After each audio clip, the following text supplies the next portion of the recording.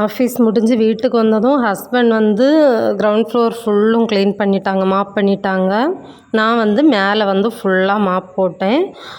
வீடு அப்படி பளபளன்ட்டு சூப்பராக இருந்துச்சு இப்போ தான். அதுக்கப்புறமா பாத்ரூம் ஃபுல்லும் க்ளீன் பண்ணி விட்டேன். இது தனி வீடியோவாகவே போட்டிருக்கேன் பாருங்கள். அதுக்கப்புறமா ஒரு நாள் தான் செடிக்கு, இன்றைக்கி மட்டும்தான் காலைல தண்ணி ஊற்றலை. செடி எல்லாம் வாடி போய் இருந்துச்சு. முதல்ல செடிக்கு தண்ணி ஊற்றிடுவோம் அப்படின்ட்டு பார்க்கவே பாவமாக இருந்துச்சு, எல்லாம் குழஞ்சி போய் கிடந்தது. அதுக்கு ஃபஸ்ட்டு எல்லாம் தண்ணி ஊற்றிட்டு அதுக்கப்புறமா அந்த இன்டோர் பிளான்ஸுக்கெல்லாம் ஊற்றிட்டு இருந்தேன். இதில் வந்து ஒரு 3 கடுகு அளவில் இருக்கும் 3 கப்பீஸ் வந்து போட்டிருக்கான். யாரோ ஃப்ரெண்டு கொடுத்தாங்கன்ட்டு கொண்டு போட்டிருக்கேன். இந்த மாதிரி சேர் எல்லார் வீட்லேயும் இருக்கும். இதை ஃபஸ்ட்டு இப்போ கிளியர் பண்ணணும்.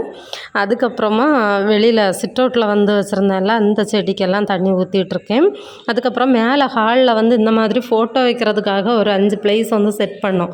அதில் வந்து 1ல் மட்டும்தான் பிள்ளையாரும் அதுக்கப்புறம் ஒரு பிளான்ட்டும் வச்சுருக்கேன். மீதி எல்லாத்துலேயும் பாட்டிலில் வந்து பிளான்ட் தான் போட்டு வச்சுருக்கேன். லக்கி பாம்பு, அதுக்கப்புறம் வந்து மணி பிளான்ட், அந்த மாதிரியெல்லாம். அதுக்கப்புறமா மேலே ஹாலில் உள்ள வாஷ் பேஷன் ஏரியாவும் நீட்டாக க்ளீன் பண்ணிட்டேன். கீழே வந்து நாளைக்கு க்ளீன் பண்ணலாம்.